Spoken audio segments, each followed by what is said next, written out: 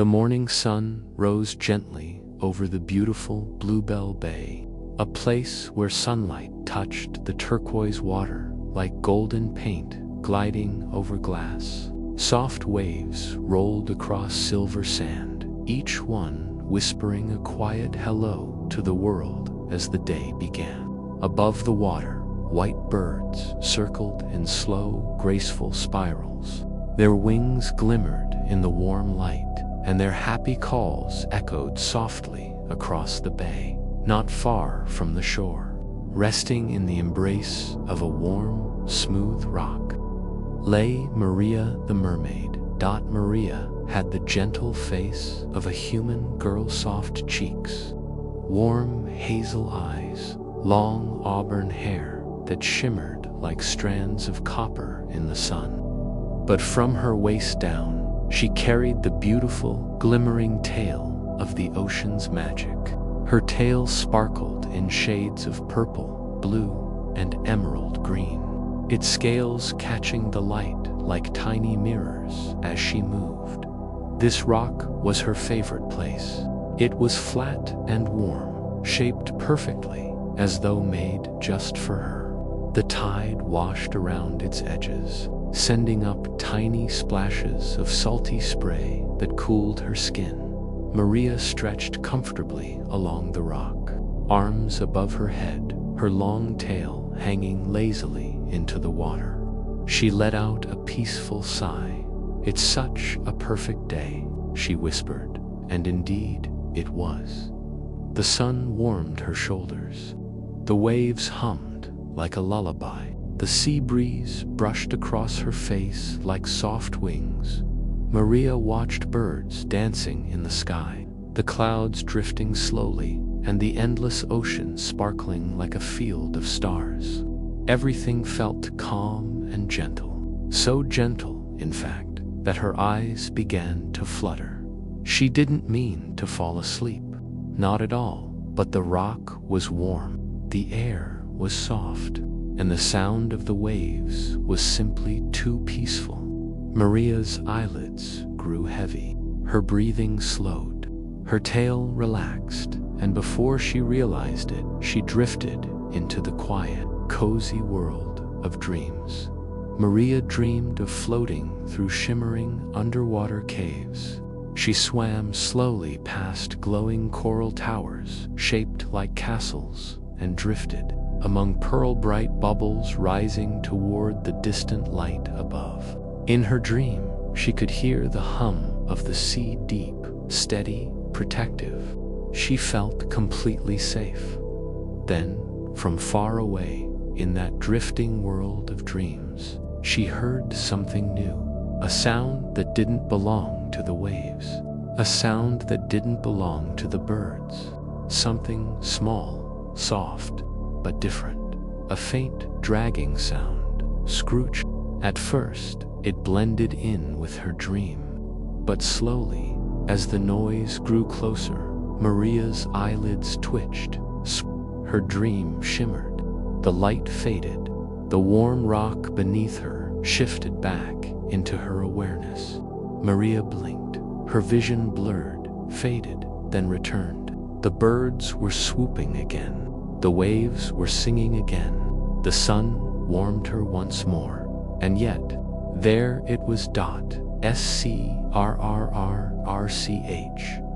Something was dragging nearby. Maria yawned along. Sleepy mermaid. Yonde stretched her arms high over her head. She rolled her shoulders, letting the sun soak into her skin. Then she stretched her back with another deep breath. Finally, she stretched her tail, but something was wrong, terribly wrong. Her tail didn't feel right. She stretched again and gasped. The fin, the soft, shimmering fin at the very tip of her tail, was gone. Maria whispered, sitting upright in shock. She looked down at her tail, and sure enough, the beautiful fin, the part that helped her swim gracefully through the currents, had completely disappeared. "Oh no. Oh no, no, no," Maria murmured, her heart fluttering. You see, in Maria's world, mermaid fins were a little like shoes. The long part of their tail, much like the legs on humans, was permanent, but the fin at the end could come off, usually when mermaids slept or played too roughly or forgot to secure it properly. Maria had forgotten to check it before her nap, and now it was gone. "This is terrible," she said softly. "I can't swim well without my fin." She wasn't scared, just surprised and a little embarrassed. Losing a tail fin wasn't dangerous, but it was inconvenient. Worse, it was embarrassing if someone else found it and tried to use it for decoration. Mermaids had unusual neighbors. Maria swung herself carefully into the cool water. Without her fin, her swimming wasn't as smooth, but she could still glide gently with her powerful tail muscles. "I have to find it," she said, determination bright in her eyes. She dipped under the surface, letting the cool water wash over her face. The world beneath the waves welcomed her with shimmering greens and blues. First, she swam toward the deepest part of Bluebell Bay, a place where shadows danced across ancient rocks and schools of tiny fish sparkled like drifting silver ribbons. This was the home of Grandfather Fish, the wisest and oldest creature in the bay. His enormous stone-like home rested between two tall underwater cliffs. Seaweed grew around it in slow, graceful waves. When Maria approached, he popped his large round head out from behind a rock. His whiskers drooped gently, and his big eyes glowed with steady kindness. "Good morning, Grandfather Fish," Maria said politely. I think I lost my fin." Grandfather Fish blinked slowly. "I see," he rumbled, his voice deep as distant thunder. "Well, that won't do, will it?" "No, sir. I came to ask if perhaps you've seen it." He wiggled his whiskers thoughtfully. He turned his head. He examined the water around him. Finally, he shook his head. "I'm afraid not, my dear. But Mrs. Seahorse might have noticed something." "Thank you," Maria said kindly. "I'll go ask her." With a careful flick of her tail, she swam up toward the sunlit parts of the bay. Maria glided into a field of waving seagrass. Sunlight filtered down through the water, scattering golden sparkles across the green blades. The grass swayed gently, brushing against Maria's arms like silk ribbons. Mrs. Seahorse was difficult to spot at first, as she was the same soft green as the seagrass. But soon Maria saw her floating gracefully with her tiny curled tail wrapped around a blade of grass. "Mrs. Seahorse," Maria called softly, "have you seen my fin?" Mrs. Seahorse turned her delicate head and blinked kindly. "Oh dear," she said. "You poor thing. Losing a fin must be uncomfortable." "A little," Maria admitted shyly. "Have you seen it?" Mrs. Seahorse shook her head gently. "No, not the first, but the crab family on the sandy bottom well. They are always collecting things. Perhaps they've picked it up." Maria didn't want to think about her beautiful fin being dragged across the sand, but she smiled politely. "Thank you, Mrs. Seahorse," and off she swam once more. The sandy bottom of Bluebell Bay was bright and warm, covered in little shells, pebbles, and swirling clouds of soft sand stirred by the tides.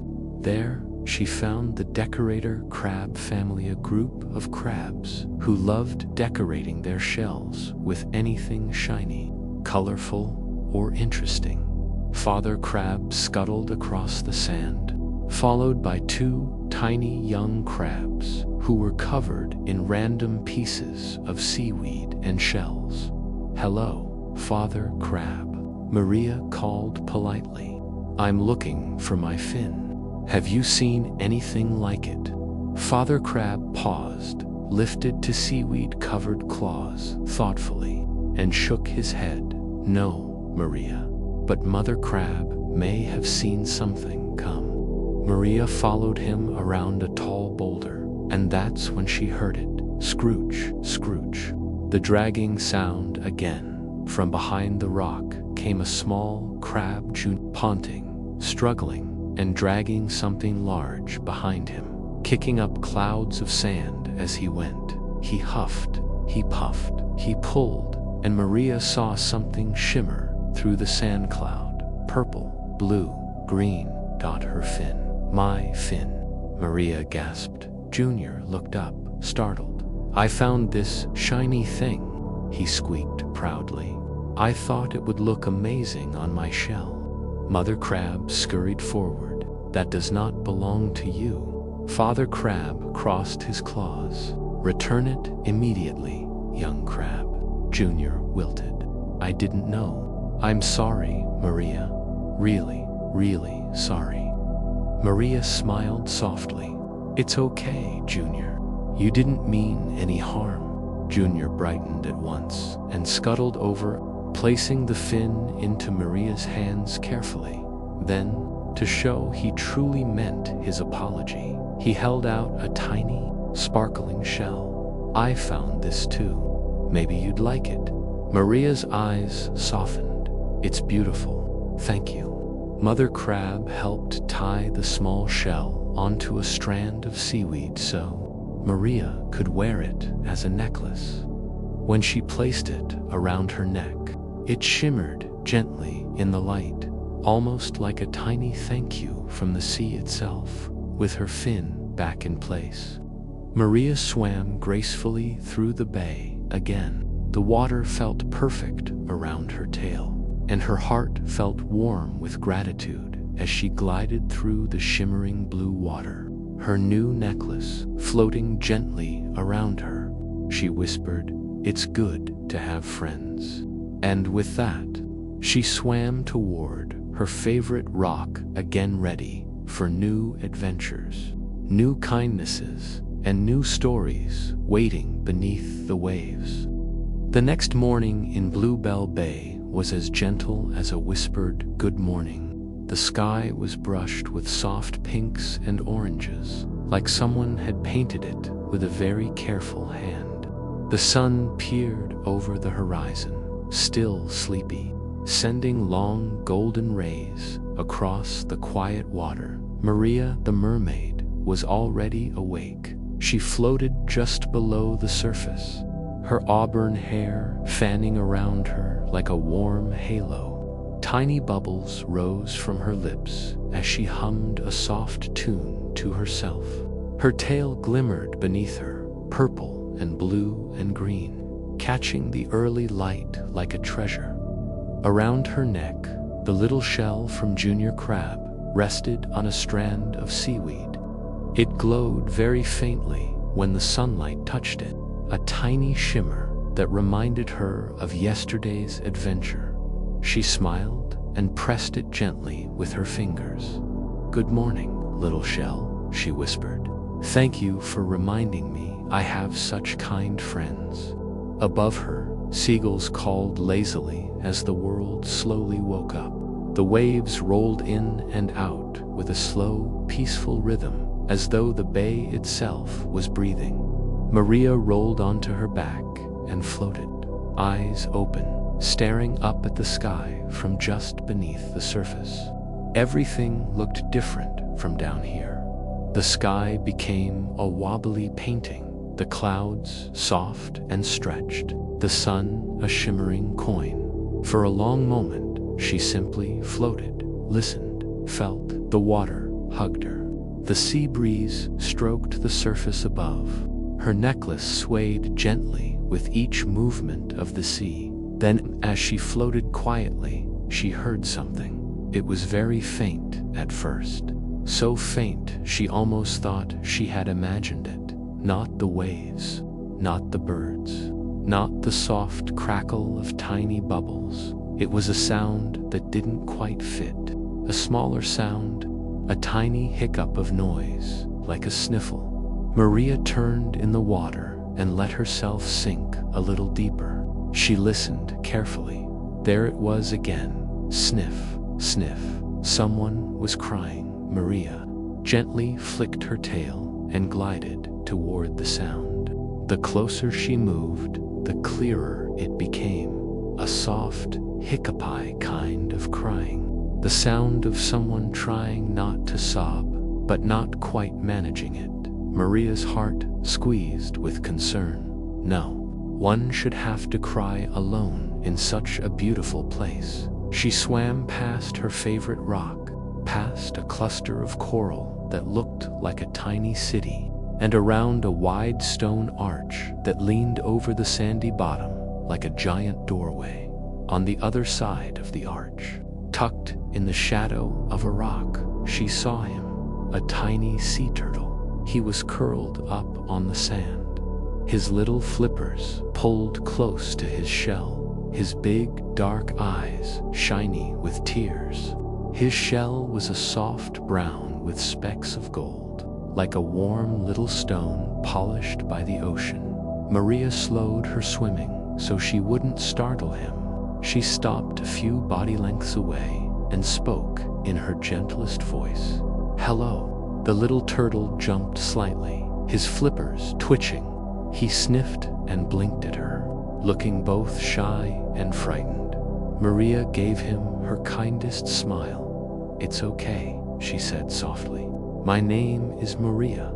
I live here in Bluebell Bay. Are you all right?" The little turtle hesitated. He opened his mouth, closed it again, then sniffed and wiped his face with the edge of a flipper.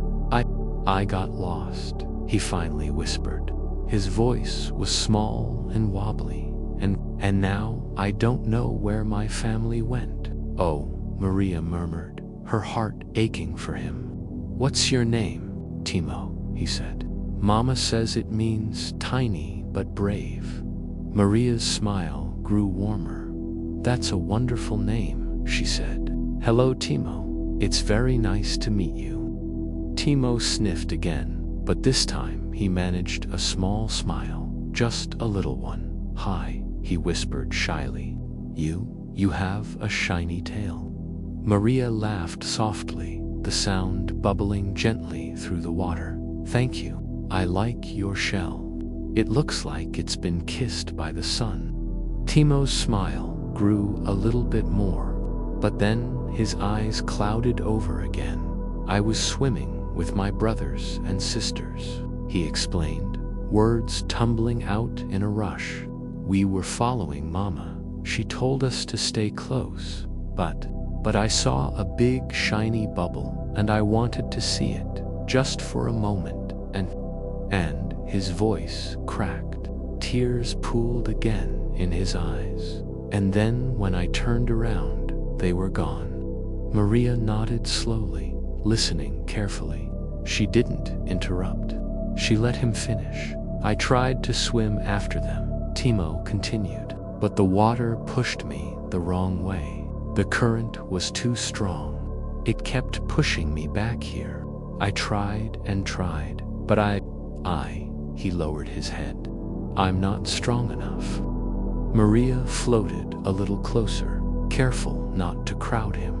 "Thank you for telling me," she said gently. "That must have felt scary." Timo nodded and looked down at the sand, and lonely, he added quietly. Maria looked around at the bay, at the soft light filtering down, at the sand like a pale blanket beneath them. "Well," she said thoughtfully, "you're not alone now. You have me, and here in Bluebell Bay, we help each other." Timo lifted his head slightly. Really, Maria said. "Would you like me to help you find your family?" Timo's eyes widened. "You'd do that?" "Of course," Maria said. "Friends help friends. And even if we've only just met, I think we can still be friends." Timo's face brightened, his tears slowing. "I'd like that," he whispered. "I'd like to be your friend." Then we have a deal, Maria replied, smiling. Let's find your family together. She gently took his tiny front flipper in her hand for a moment and gave it a reassuring squeeze. It was warm and a little shaky, but she could feel the brave little turtle inside. All right, she said. First, tell me which way you were swimming before you saw the shiny bubble. Timo thought for a moment and then pointed with one small flipper. That way, he said, toward those big rocks. We were going to the open water, Mama said, but not too far. Maria glanced in the direction he pointed. It was the part of Bluebell Bay where the water began to deepen more, where the gentle waves sometimes became stronger currents. Maria knew these waters very well. She also knew which places were safe and which weren't. Good, she said. That helps a lot. Come on. We'll start by asking some of my friends if they've seen a turtle family pass by. Timo took a deep breath and uncurled his flippers. He gave his shell a little shake, as though shaking off his fear. Okay, he said. I'll try to be tiny but brave. Maria's heart warmed. That's the spirit. They set off together, Maria gliding smoothly, Timo paddling determinedly at her side.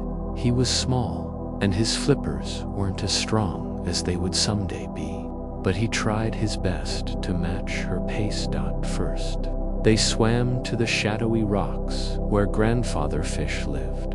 Grandfather Fish was resting by the entrance to his home, whiskers drifting in the water like old seaweed strands. His eyes opened slowly as the pair approached. Good morning again, Grandfather Fish, Maria said politely. This is my new friend, Timo. Timo ducked behind Maria's tail for a moment, then peeked out nervously. Good morning, sir. He, Stammered. Grandfather Fish's eyes softened. Well now, he said in his deep, rumbling voice. A new face in our bay. Welcome, Timo. Thank you, Timo whispered. A little less scared now, Maria explained the problem. His family was swimming toward the open water, she said. He saw something shiny, got distracted, and now he can't find them. Have you seen a group of turtles pass this way?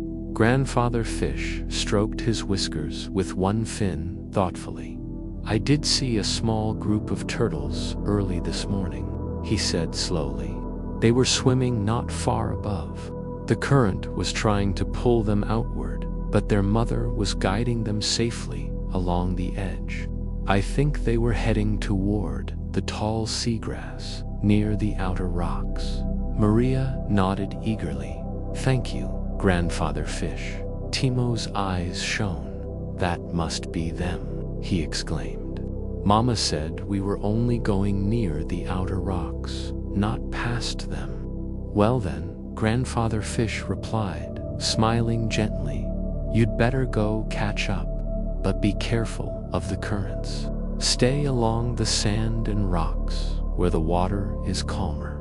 We will, Maria promised. She and Timo swam away, following the path Grandfather Fish had suggested. The water grew deeper and a little darker, but Maria stayed close to the sandy bottom where the current felt gentler. When Timo seemed to struggle, she slowed for him. You're doing great, she encouraged. Nice, steady strokes. Just like that. Timo puffed and panted a little, but he kept going. I want to find Mama, he said. I'll keep going. They passed through a patch of tall seagrass where Mrs. Seahorse lived. Maria stopped to ask her as well, just in case. Mrs. Seahorse.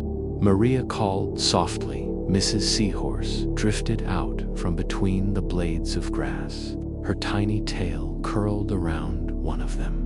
Oh, Maria, she greeted. And who is this? This is Timo, Maria said. We're looking for his family. Have you seen a group of turtles go by? Maybe a mother and several little ones. Mrs. Seahorse thought for a moment, eyes rolling upward in concentration. Yes, she said. I saw them glide past not long ago. They stayed low, close to the sandy floor. The mother looked calm, but she kept counting them with her eyes, as if she knew one was missing. Timo's heart lurched. Oh no, he whispered. She knows I'm gone. Maria squeezed his flipper gently. That just means she'll be extra happy when you're back, she said. Thank you, Mrs. Seahorse. Good luck, Mrs. Seahorse replied. They continued deeper toward the outer rocks, where the bay opened wider and the currents sometimes tugged a bit more strongly. Maria could feel the pull, but she angled her body and tail carefully, guiding Timo along the safer paths she knew so well. Stay near me, she said. If the water pushes, just keep your body low, close to the sand. It's calmer here. Timo nodded, focusing hard, several times. A stronger push of water tried to pull him sideways, but each time, Maria reached out and steadied him with a gentle touch. You're not alone, she reminded him. We're swimming together.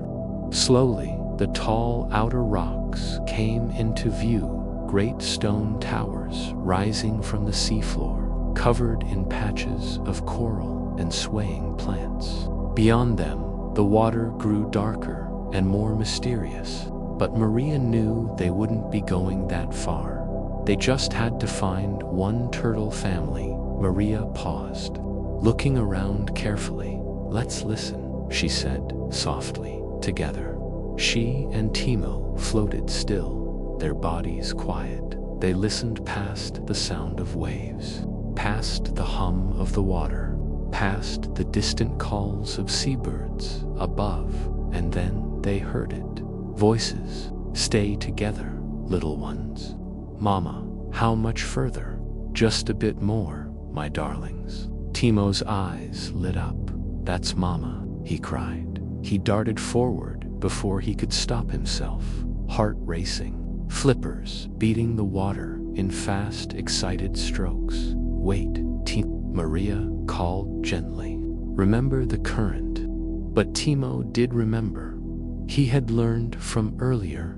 He stayed low, close to the sand, like Maria had shown him, and because of that, he didn't get pulled away this time. He kept his little body steady, his eyes fixed ahead, and there they were, a group of small turtles, clustered together near a large rock, their shells all shades of brown and gold. In front of them floated a larger turtle with kind, deep eyes and a wide, wise shell. Mama, Timo shouted, his voice breaking with emotion. The mother turtle turned sharply. She gasped. She swam toward him as fast as she could, the little turtles behind her, squealing in surprise and delight. Oh, Timo, Mama Turtle cried, wrapping her flippers around him in a tight, relieved hug. Oh, my brave little one, where were you? Timo pressed his face into her neck, tears spilling out again, but this time they were tears of relief. I got lost, he sobbed. I'm sorry, Mama. I saw a shiny bubble, and I wanted to see it, and then the current pushed me away, and I couldn't find you, and Mama Turtle held him tighter. It's all right, she soothed. You're safe now. That's what matters. My tiny but brave Timo. When she finally looked up, her eyes fell on Maria, who had stayed back a little to give them space. Did you bring him back to me? Mama Turtle asked softly. Maria nodded, feeling her cheeks warm a bit. Yes, she said. He was scared and alone. We followed the path Grandfather Fish and Mrs. Seahorse told us about, and we were careful of the currents. Mama Turtle's eyes glistened. Thank you, Maria, she said. I don't know what I would have done if we hadn't found him. You've given me my little one back." The other baby turtles swam around Timo, nudging him and chattering. "We missed you. Where did you go? Did you see anything cool?" Timo wiped his face and smiled proudly. "I got scared," he admitted, "but I also made a new friend. This is Maria. She helped me be brave." Maria's heart felt like it might glow brighter than her necklace. Mama Turtle reached out one gentle flipper and touched Maria's shell necklace. "That's a lovely piece you have," she said. "It suits someone with such a kind heart." "Thank you," Maria replied. Mama Turtle thought for a moment, then nudged something forward with her flipper, a small, round piece of smooth white coral that shone softly in the filtered light. "This is for you," she said. "From our family, a little piece of the reef where my children were born. May it remind you that your kindness helped keep our family together." Maria took the coral carefully. It was silky under her fingers, like cool milkstone. She smiled wide, her hazel eyes warm. "Thank you," she said. "I'll treasure it." She tucked it gently against the shell at her neck, imagining that later she might ask Mother Crab to help her tie it beside the first one. Her necklace would become more than just decoration. It would be a story of every friend she had helped and every kindness she had received. As she began to turn away, Timo swam up one last time and hugged her around the middle as best as his little flippers could manage. "Thank you, Maria," he whispered, "for finding me, for not letting me be alone." Maria stroked the back of his shell softly. "You were the brave one," she said. "You kept going, even when you were scared. Don't forget that." He beamed at her, eyes bright and hopeful. "Goodbye, Maria," the other baby turtles called as she swam away. "Goodbye," she called back, waving. She swam slowly back toward the heart of Bluebell Bay, where the water felt like home. As she passed Grandfather Fish, he raised a whiskered fin in greeting. Mrs. Seahorse gave her a tiny nod from the seagrass meadow. The decorator crab family scuttled and waved their claws by the time Maria reached the warm, shallow water near her favorite rock. The sun had climbed high in the sky. She pulled herself onto the smooth stone and lay back, letting the warmth seep into her skin once more. She touched her necklace, imagining the new piece of coral hanging there soon alongside her little shell. "One for the day I lost my fin," she murmured softly, "and one for the day I helped someone else find their way." The waves lapped gently against the rock. The birds glided. The air was warm and full of salt and light. Maria closed her eyes, her heart full. Bluebell Bay was beautiful, yes, but it was even more beautiful because it was filled with friends. And somewhere, out in the water, near the outer rocks, a tiny turtle named Timo swam close to his family, feeling brave and a little less alone in the big, wide sea. The morning after helping Timo reunite with his family, Bluebell Bay awoke with a special kind of glow-on that only appeared on days when something magical was waiting to happen. Maria the Mermaid felt it the moment she opened her eyes. She was resting on her favorite warm rock, the one shaped perfectly for her back. The sun had only just appeared on the horizon, still soft and pale, like a sleepy pearl rising from beneath the sea. Her auburn hair spread around her in waves, glimmering gently as the water lapped the stone. Her necklace now holding two charms, the shiny shell from Junior Crab and the smooth white coral from Mama Turtle, rested against her chest. swaying slightly with each breath of the ocean. Maria stretched her arms above her head and let out a quiet sigh. "What a peaceful morning," she whispered. The bay shimmered back at her, as if agreeing. The tide was gentle today. The birds were quieter than usual. Even the breeze felt soft, like someone was whispering good news. Maria slid into the water, her tail glowing with shades of purple, blue, and green. She glided slowly, enjoying the cool touch of the sea around her. She didn't have a plan for the day, and that was the best part. Bluebell Bay always seemed to decide for her as she swam. She hummed a small tune, then she stopped because she heard something new. It started faintly, softer than the sound of bubbles, lighter than a fish's whisper, a melody, a real melody, a high, pure, gentle note that shimmered through the water like a silver thread. Maria raised her head, listening carefully. The sound came again, long, slow, and beautiful. It was unlike any song she had heard before in Bluebell Bay. "What is that?" she murmured. It wasn't a whale. It wasn't a bird. It wasn't the wind. It was something else, something small, delicate. And calling her, Maria followed the sound deeper into the bay.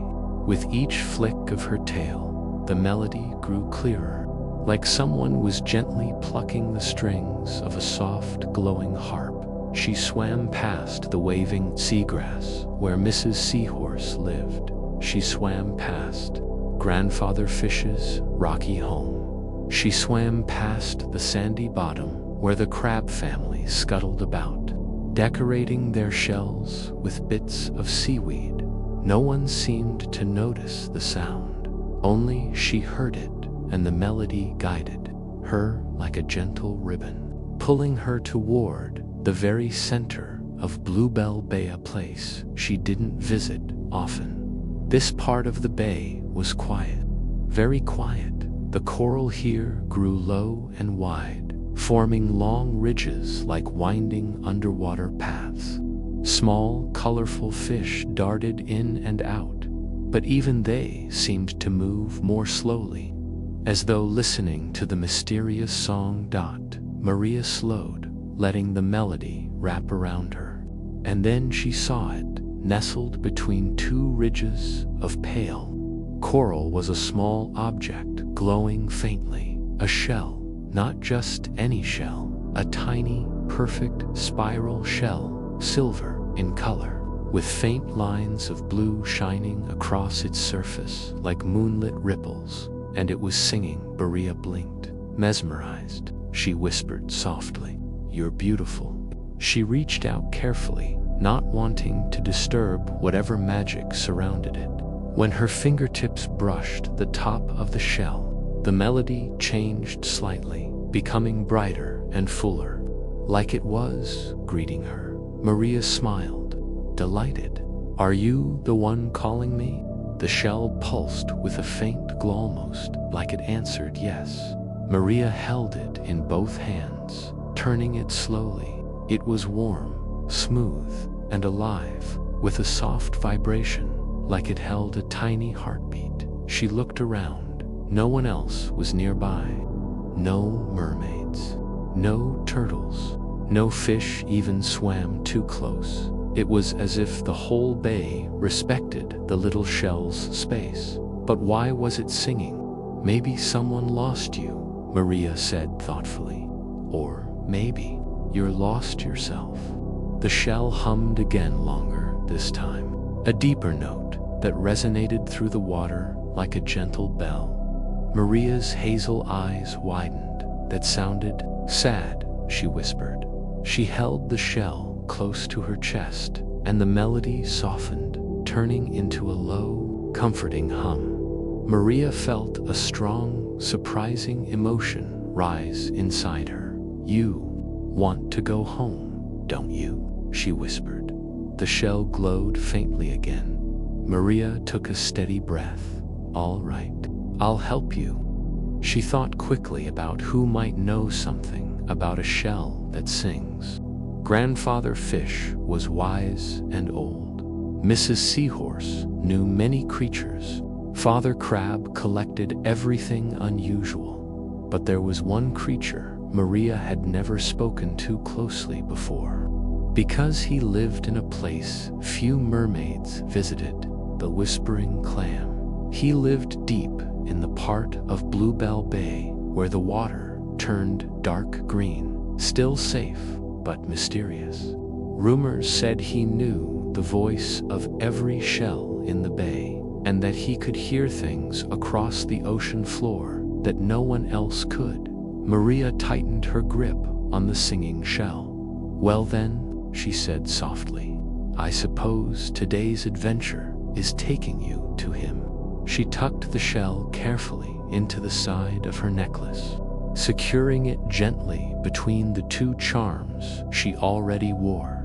The moment the singing shell touched the others, the melody quieted, softening into a gentle hum, like a sleeping heartbeat.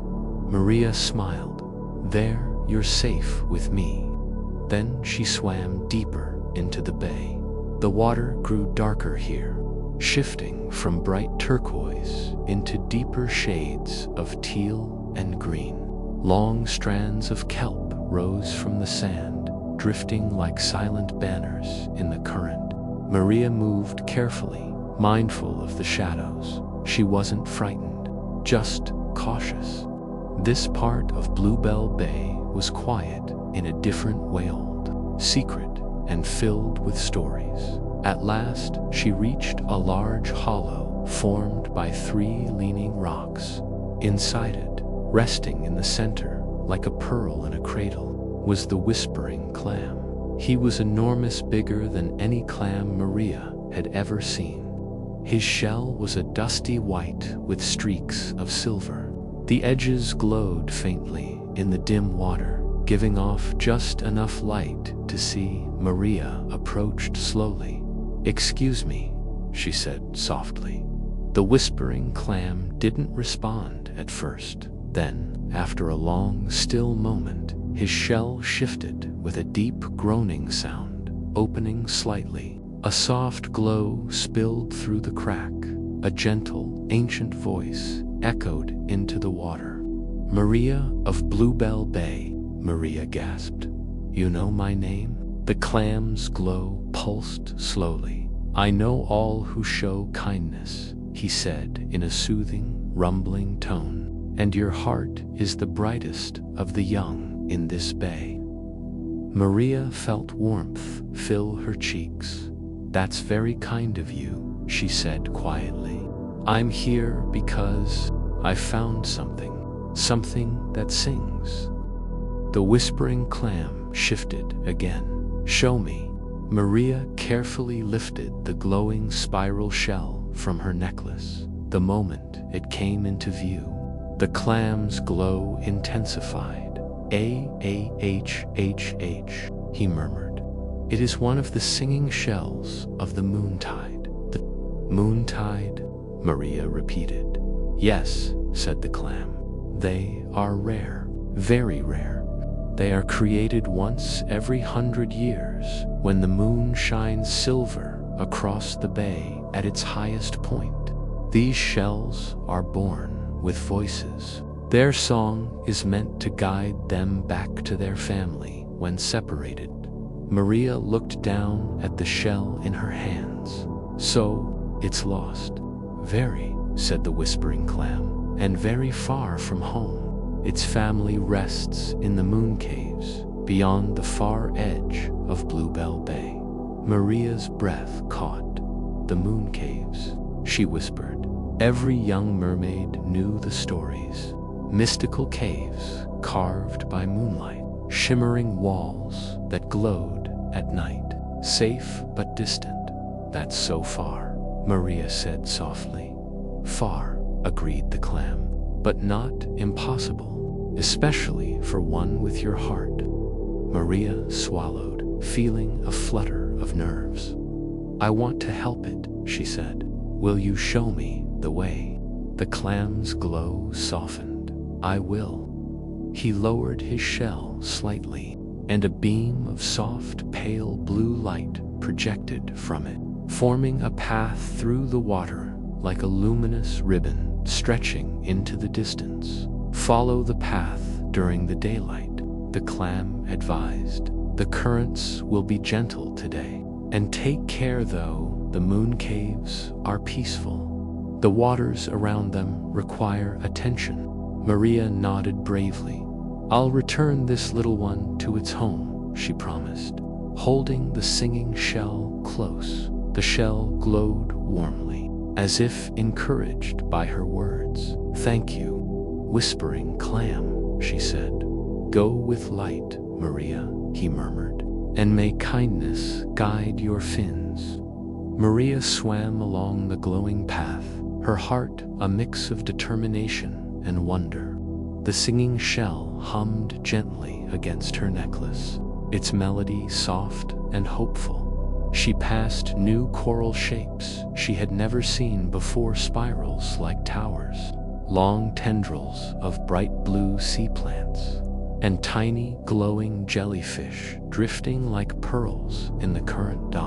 The reflection of the sun above, shimmering down in dancing patterns. At last, the glowing path curved around a ridge of rock, and Maria gasped. The moon caves.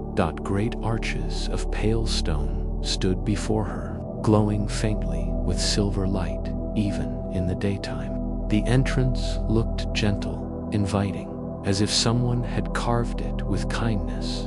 Inside, she could see faint reflections, soft blues and bright whites. She entered slowly. The moment she did, the singing shell began to glow brightly and produce a richer melody, like a joyful song waking from a long sleep.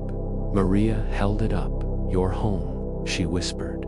The cave walls shimmered in response, rippling with soft light, and then she heard it another melody. Then another and another. Dozens of singing shells began to hum from their resting places on glowing ledges. Their lights flickered in rhythm. Greeting the newcomer, Maria smiled widely. She placed the little singing shell gently among them. It glowed brighter than all the rest for a moment, then settled peacefully. "Goodbye," she whispered. "I'm glad you're safe now." The shells sang together a warm, grateful chord. Maria turned to leave, her heart full, her necklace lighter, but her spirit brighter. As she swam back toward Bluebell Bay, she whispered to herself, "Every kindness finds its way home." The waves shimmered in answer. The sun warmed her, and Bluebell Bay welcomed her back with open arms. The evening fell softly over Bluebell Bay. It wasn't a dramatic sunset, not the kind where the whole sky turns into fire. No, this one was gentle, sleepy, and full of soft gold that melted into lavender. It felt like the whole world was exhaling after a long, magical day. Maria the Mermaid floated near her favorite warm rock, watching the last sunlight ripple across the water.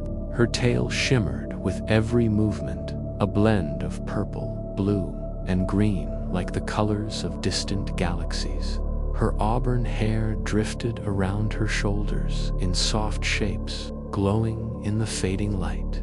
Her necklace hung loosely around her neck, moving gently with the waves. Two charms she had earned: the shiny seashell from Junior Crab, the smooth white coral from Mama Turtleland, one empty little spaceware. The singing shell of the Moontide had rested only for a short time before being returned home. Maria touched that empty space with a small smile. "It's still part of the story," she whispered, "even if it didn't stay." The waves brushed against her hands as if agreeing. It had been a long day full of discovery, kindness, and new paths. The moon caves still shimmered in her mind, the glowing shells singing in soft harmony. She could still hear their voices echoing through her memory. But now, the bay felt different, quiet, as if it was waiting for something. Maria swam gently into the deeper part of the bay, letting her tail guide her forward. The water was cooler now, touched by the early night. Small, glowing plankton began to appear, tiny lights, like underwater fireflies. They drifted around her, sparkling softly.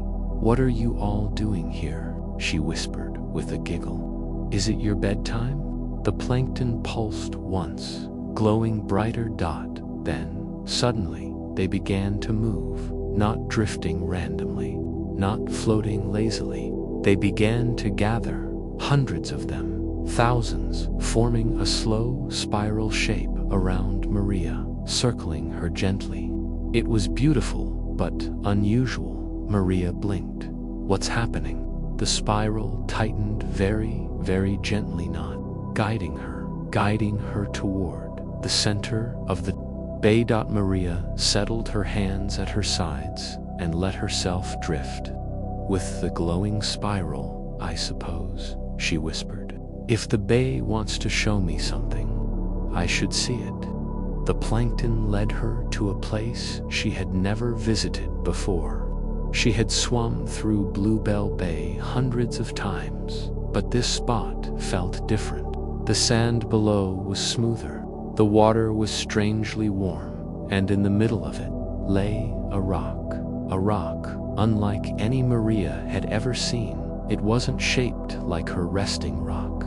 It wasn't part of a ridge, and it didn't look old. This rock shone gently, as if moonlight lived beneath its surface. It was round and smooth, pale silver, with ribbons of soft blue drifting inside. Maria's hazel eyes widened, glowing. The rock almost seemed to shimmer in response. Maria approached slowly. Her fingers tingled not with fear, but with a warm, friendly energy that felt just like the singing shell's melody. The plankton spiraled upward, creating a curtain of tiny lights around the rock. Maria touched it, and everything changed. The moment her fingers met the rock, the water around her lit up, not bright, not harsh, just soft. Ripples of silver blue spreading in every direction. The plankton glowed. Brighter dot, the sand beneath her tail began to shimmer. And from the rock came a voice, not a spoken voice, a presence, a song, a deep, ancient, gentle hum that resonated through the water and into Maria's heart like a memory she had always known but never heard. She drew in a small gasp. "Oh, you're singing too." The rock pulsed again. No, it wasn't a rock, it was an egg. A large, glowing, moontide egg. Maria held her breath. She had only heard stories about them. Moontide creatures were rare and magical, born from moonlight and ocean harmony. They only appeared when the bay had been in perfect kindness and balance for many days. Maria pressed a hand softly to her chest. "Is this because of us? Because of Bluebell Bay today?" The egg hummed in answer. It wasn't lonely like the singing shell. It wasn't frightened. It wasn't calling for help. It was waking. Maria slowly sat down in the water beside it, letting her tail rest on the soft sand. "Hello, little one," she whispered. "I'm Maria. I live here in Bluebell Bay. I found you because the plankton helped, and because you were shining so brightly." The egg hummed warmly. Maria tilted her head. "What do you need? Do you want your family?" The egg pulsed once, but something felt different. Not like a cry for help, not like longing, more like readiness. Maria suddenly understood. "You're not lost, you're waiting." The egg glowed brighter. "You're waiting for the right moment to hatch," she whispered in awe. "But why did you call me?" The plankton circled around her shoulders, lighting her necklace. Maria touched her charms, a gift of apology, a gift of gratitude, a gift of trust. 3 stories, 3 lessons, and then she knew the bay hadn't chosen her randomly. The egg had felt the kindness she gave others, because kindness ripples through water, just like sound, just like light, just like song. Maria pressed both hands against the egg. A gentle hum spread into her palms. Warm and soft. "It's all right," she whispered. "Whenever you're ready, I'll stay with you." And she did. For many minutes, she simply stayed there, bathed in the glowing whirl of plankton, the moonlight drifting into the bay, and the soft hum from the egg. Then the egg pulsed once, twice, 3 times. The water trembled softly, not shaking Maria, just tickling her hands. A crack appeared small at first, then another and another. The shell split gently. Maria's eyes widened, breath catching. Oh my goodness, you're hatching." The glowing shell broke open silently, like a flower unfurling under moonlight, and from inside emerged a tiny creature, no bigger than Maria's palm. It was shaped like a small, elegant seahorse, but unlike any seahorse she'd ever seen. Its body glowed silver, its fins shimmered like pieces of moonlight, and its eyes big, soft, and bright looked straight into Maria's. She breathed, "You're beautiful." The baby moontide creature fluttered its glowing fins and drifted toward Maria's face. It nuzzled her cheek affectionately. Maria giggled softly, overwhelmed. "Little Moonsea," she whispered. It chirped a sound like tiny bells underwater. "You're not scared at all." It chirped again, brighter this time. Maria held out her hand, and the baby creature rested on her palm, glowing warmly. "You're not looking for home," Maria murmured. "You are home. You were born right here." The plankton widened their spiral, surrounding both Maria and the newborn moontide creature in a ring of shimmering light. Maria touched her necklace again.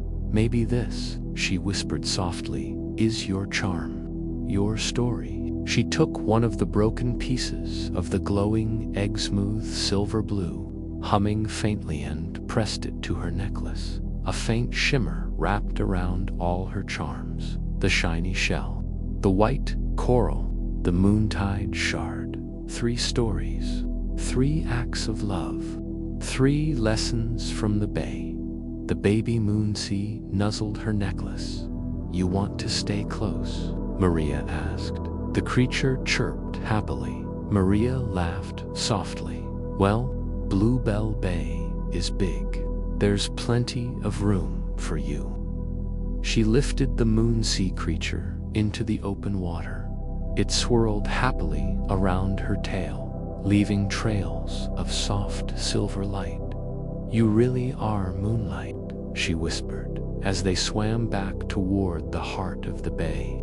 The plankton followed them like a glowing parade. The sky above darkened into deep twilight, and the first stars appeared.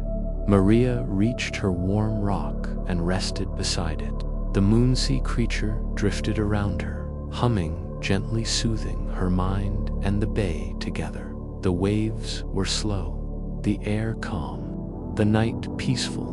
Maria closed her eyes, touching her necklace one last time. "Thank you, Bluebell Bay," she whispered, "for letting me help, for letting me learn, and for letting me be part of your story." The Moonsea creature curled up beside her, glowing gently. Maria drifted into sleep, surrounded by the soft hum of the moontide gift and the gentle rhythm of the ocean. And Bluebell Bay whispered back, "Kindness always comes home." The end.